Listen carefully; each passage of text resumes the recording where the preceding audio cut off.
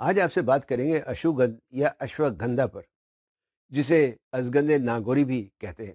یہ ایک پودا ہے جو کوئی 3000 سال سے مختلف بیماریوں کے علاج کے لیے آیورویدک طب میں استعمال ہوتا چلا آ رہا ہے، اور ہندوستان، پاکستان، سری لنکا اور افریقہ کے بعض علاقوں میں کثرت سے پایا جاتا ہے۔ آج کل امریکہ اور یورپ میں اس پہ کافی کام ہو رہا ہے۔ ہندی میں اشوک گھوڑے کو کہتے ہیں۔ آیوروید کے مطابق اس کے کھانے سے جسم میں گھوڑے جیسی طاقت آ جاتی ہے، جبکہ گندھا کا مطلب ہے مہک، بو یا اسمیل، ایک خاص قسم کی اسمیل جو اس کی جڑ سے آتی ہے۔ اس کا نباتاتی بوٹینیکل نیم وتھانیا سومنیفیرا ہے۔ ویسے تو اس کے پتے، پھول، پھل اور جڑ سب کچھ استعمال میں آتے ہیں، لیکن اس کی جڑ سب سے زیادہ کام کی ہے اور سب سے زیادہ استعمال ہوتی ہے۔ یہ ایک طرح کا ایڈاپٹوجن ہے۔ ایڈاپٹوجن کیا ہوتا ہے؟ بسم اللہ الرحمن الرحیم۔ السلام علیکم، میں ہوں آپ کا ہیلتھ کوچ ڈاکٹر سید فیصل جیلانی۔ نیوٹراسیوٹیکلز کے فوائد اور ان کے استعمال کے بارے میں جاننے کے لیے اس چینل کو سبسکرائب کر کے بیل آئیکن پر کلک کر لیں تاکہ آپ کو آئندہ آنے والی ویڈیوز کی بر وقت اطلاع مل سکے۔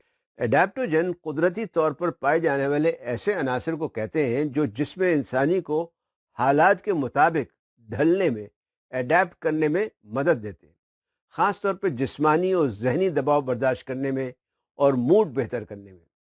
یہ قوت مدافعت میں اضافہ کرتے ہیں اور اس کے ساتھ ساتھ جسم کو طاقت و توانائی بھی بخشتے ہیں۔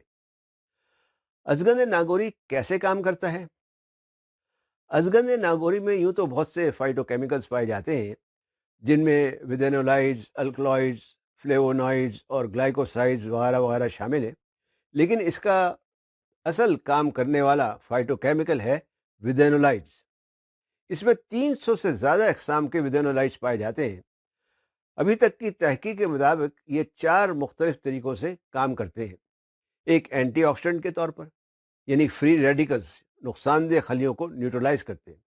دوسرے، ان میں اینٹی انفلیمیٹوریز، سوزش کو کم کرنے والی خاصیت پائی جاتی ہے۔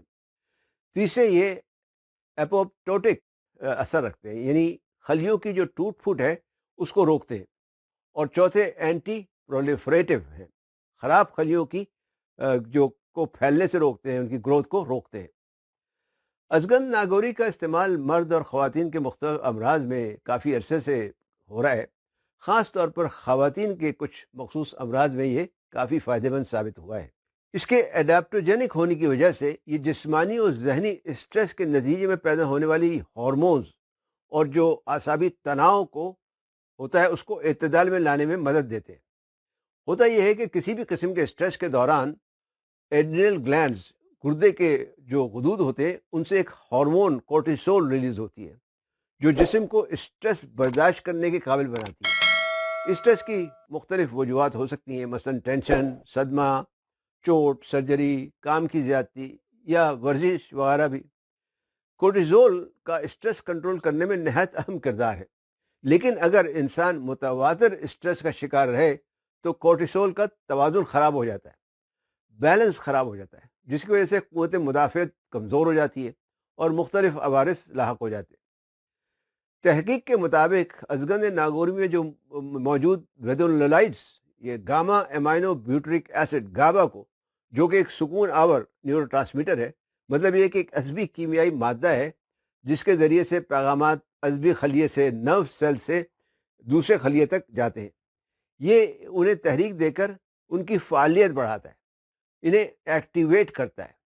اس کی وجہ سے اسٹریس رسپانس ریگولیٹ کرنے میں مدد ملتی ہے اور کورٹیزول کی بھی مقدار میں کمی ہو جاتی ہے۔ کیورس انٹرنیشنل میڈیکل جرنل میں شائع ایک تحقیق میں بھی یہ بات سامنے آئی ہے، تحقیق تو اور بھی بہت سی ہیں جن میں یہ بات سامنے آئی ہے کہ اشگندھ ناگوری کورٹیزول لیول کو کم کرتا ہے۔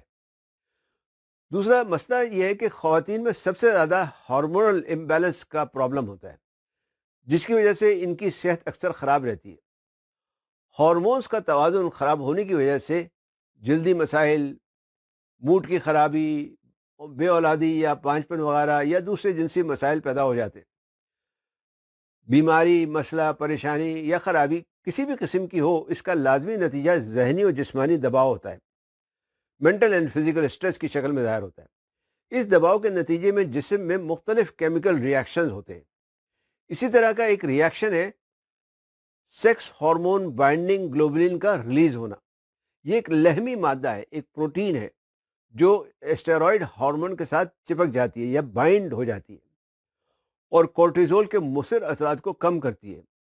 لیکن اس کا ایک اور اثر بھی ہے، یہ خواتین کی ہارمون ایسٹروجن کے ساتھ بھی بائنڈ ہو جاتی ہے، جس کی وجہ سے پروجسٹرون اور لیوٹینائزنگ ہارمونز کی افزائش میں کمی آ جاتی ہے، اور یہ کمی مختلف بیماریوں کا باعث بنتی ہے۔ ازگند ناگوری سیکس ہارمون بائنڈنگ گلوبولن کی افزائش کو کم کر کے ہارمونل لیولز کو بیلنس کرنے میں مدد دیتا ہے۔ شاید یہی وجہ ہے کہ آیوروید اور یونانی طب میں ازگند ناگوری کا استعمال بہت کامیابی سے ہو رہا ہے۔ حیض کی باقاعدگی، ہیلدی مینسٹرول سائیکل کے لیے کورٹیزول کا توازن میں ہونا، بیلنس میں ہونا ضروری ہے۔ ازگند ناگوری کورٹیزول کو بیلنس کرنے کے ساتھ ساتھ سوزش کو بھی کم کرتا ہے، اس لیے حیض کے دوران جو مسئلے ہوتے ہیں جیسے درد ہے، اینٹھن ہے، پیڑوں کی سوجن وغیرہ ہے، اسے کم کرنے میں بھی اس سے مدد ملتی ہے۔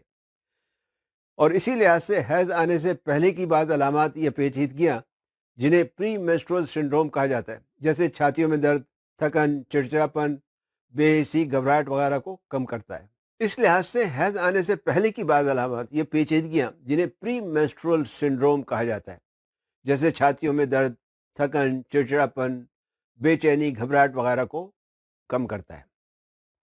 ازگند ناگوری حمل و تولیدگی کی خرابیوں میں بھی کافی فائدہ مند ہے۔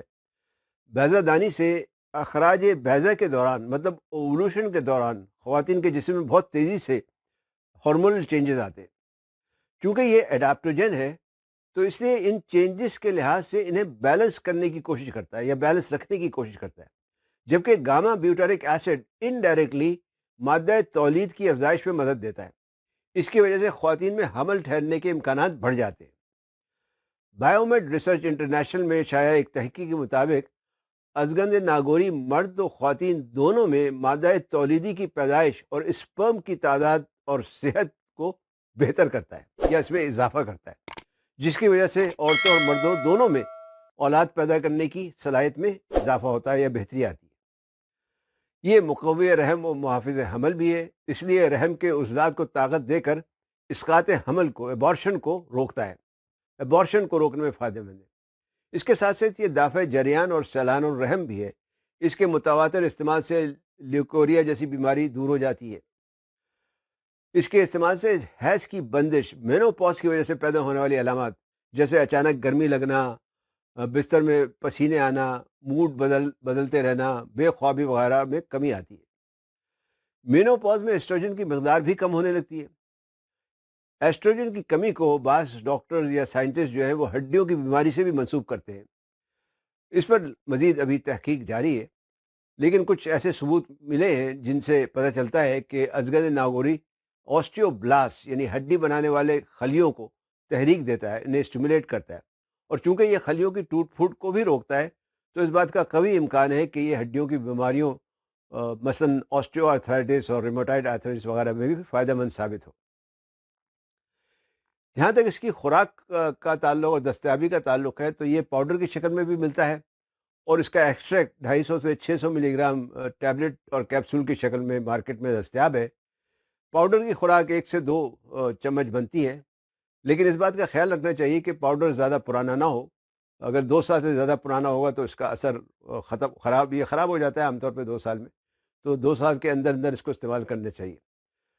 مضر اثرات اگر اس کے آپ دیکھیں تو کوئی خاص مضر اثرات تو اس میں نہیں پائے گئے ہیں، لیکن پیٹ کی خرابی اور غنودگی ضرور اس میں آ جاتی ہے، اور غنودگی اس لیے بھی آ جاتی ہے کیونکہ یہ جو ہے بے خوابی کو دور کرتا ہے، تو اس وجہ سے غنودگی ایک اس کا سائیڈ افیکٹ آپ کہہ سکتے ہیں وہ ہے۔